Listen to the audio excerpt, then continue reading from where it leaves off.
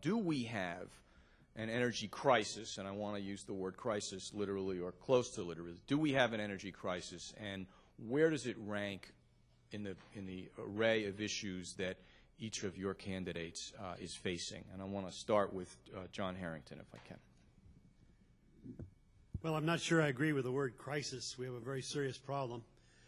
Energy is, in our estimation, the number 2 issue. The number 1 issue is who can protect America best from the terrorist threat that we are facing today. But energy ranks right up there with it, and in some respects they're interrelated between the two. And that's 50 words. I'd like to do more. Extremely well done. That's a high bar. Okay. I'd like to ask Tom Daschle now to.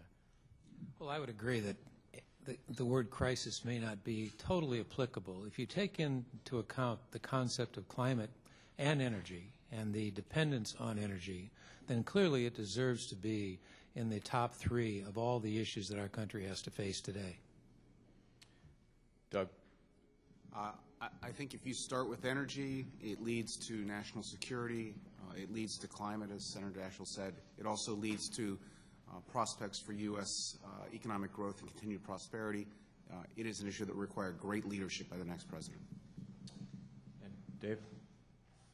John Edwards believes that we do have a global warming energy crisis in this country and in the world today, that global warming and energy are interrelated, that energy is related to much of the activity in our political and social life in this country and economic life in the country.